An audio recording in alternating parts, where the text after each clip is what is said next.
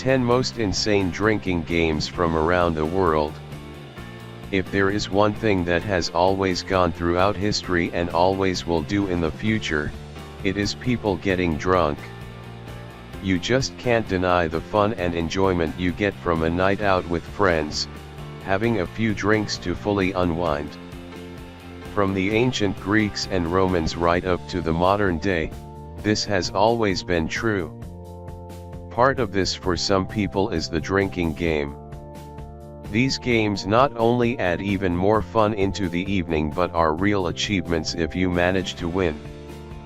Here are 10 of the most insane drinking games in history from around the world. 10. Sumbel. This ancient drinking game is found in the Nordic traditions of the Vikings. The sumbel itself was the name of the drinking game as well as the horn-shaped drinking vessel used to play it. It was usually played at large social occasions as a means to bond with others around you. Originally, mead would have been placed in the horn for everyone to drink from, but following on from that, anything alcoholic was used. During the sumbel game, a passionate toast would be shouted before the first rounding of drinking began. This was normally dedicated to the gods and the horn would be filled and passed to all present to drink from. The next round would be dedicated to fallen heroes while the final round would be a personal dedication by each player to friends who were no longer alive. Obviously by the time it finished, everyone would be pretty drunk. 9. Catabus. This drinking game was popular in ancient Greece around the 5th century BC and could get quite messy. The Catabus was actually the name of the bowl used in the game.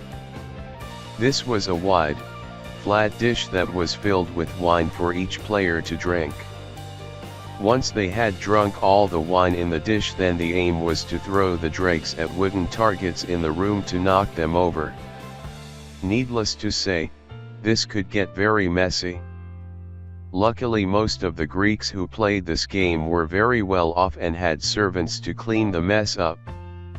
The Catabus bowl was usually highly decorated and sometimes had funny picture on too. 8. The Wager Cup. This drinking challenge was based on the cup of the same name. The Wager Cup was originally known as the Maiden's Cup and its use stretches back to 16th century Germany. To begin with, it was used mainly at weddings. The cup itself was in the shape of a woman with a wide skirt that made a cup when inverted. When swiveled to remain upright, the woman figure also carried a separate bowl above her head to effectively create two cups in one. The aim of the game was to drink from the woman's skirt without spilling any drink that had been placed in the pivoting bowl. Their use into a widespread drinking game began when the cup came to England and was renamed the Wager Cup. 7. Buffalo. This is less a drinking game and more a lifestyle choice. Buffalo was a byproduct of the Wild West era where gunslingers would use their non-dominant hand for everything apart from shooting. The theory being that you always had your gun hand-free if suddenly needed. This idea crept into the modern age and has seen the Buffalo drinking game emerge. The added twist with this game is that you can only play if you are a member of the secret Buffalo Society.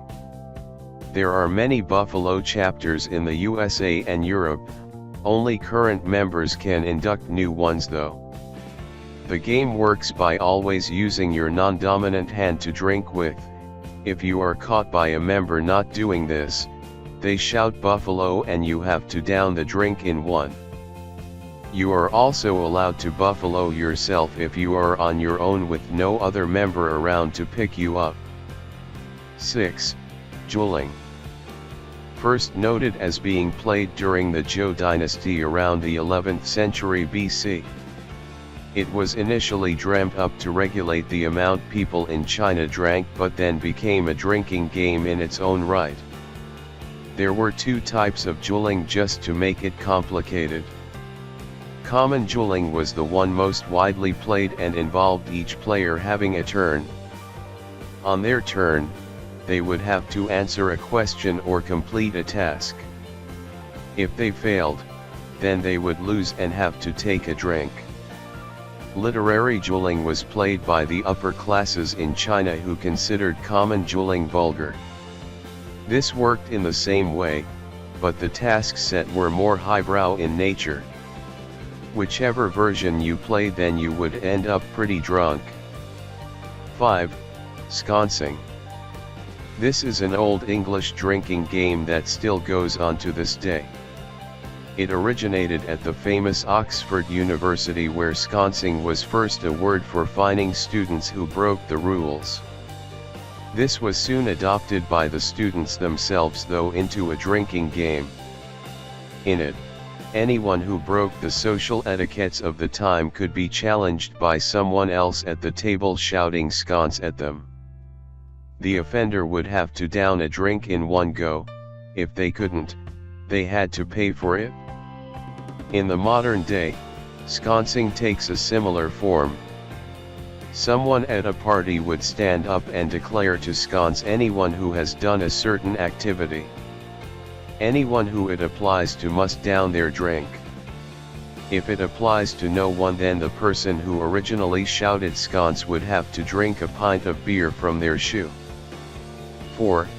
Pitch put. This interesting game was played all across Asia in ancient times, but was first found in China. From there, it soon spread to Japan and Korea. The aim of the game was simple: 2 players would take turns to throw arrows into a pot some distance away.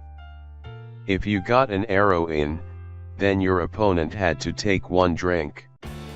Come the end of the game, the overall loser would have to take another drink too. As you can see, this could soon lead to a lot of drink being consumed. This was a game that even royalty of the time loved, as it was seen as more refined than others. It was also one of the few games that women were allowed to take part in, which makes it quite the trailblazer. 3. The Fuddling Cup. This unique cup was a real puzzle for anyone who tried to drink from it. A popular drinking game in 18th and 19th century England, players would have to try to drink from it without spilling the drink contained in the cup itself. This was easier said than done, however.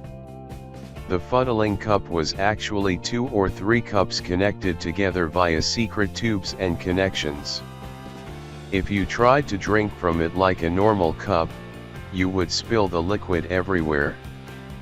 Players had to take a turn to attempt to drink from it in such a way that this didn't happen by working out how to manipulate the cup in the correct way. The popularity of the Fuddling Cup led on to the more elaborate puzzle jug, but this in effect worked the same way. 2. Passatella. This drinking game is Italian in origin and first came to fame in ancient Rome. Since then it has been played by Italians for a long time, although is not as popular now. The main reason is that games of Passatella usually ended in violence between players. The basic idea of the game was to mimic the natural inequality of life. Players would play a card game first, and the winner would become the boss of Passatella, along with the runner-up being his underboss. Everyone would then chip in for a round of drinks, and the boss would have his first, followed by the underboss. The next part is where it got interesting. The players would then take it in turns to ask for the drink they had paid for, but this could be refused by the boss or underboss. An explanation for any refusal had to be given, which usually was very insulting. You can see why this often ended in a fight. 1. Pennying. This is a game that both Oxford and Cambridge universities in England claim to had invented. The basic rules are simple: a person sneaks a penny coin into another's drink when they are not looking. The person whose drink the penny is now in is then obliged to down their drink in one go. What was interesting is that you didn't have to agree to play the game to have to join in. It was considered at both universities that simply enrolling on a course there also enrolled you on the game. If you refused, you would be a social outcast for your whole time there. This has been outlawed in the modern age though, where forced drinking is taboo. As you can see, people throughout history have spent lots of time thinking of ways to get more drunk and spice a night's drinking up. Any of the above games would certainly do that and leave you with a very sore head the next day. It is highly advised to seriously think before you take any on. At least make sure you can spend most of the next day in bed recovering. While fun, they could also leave you vowing never to drink again.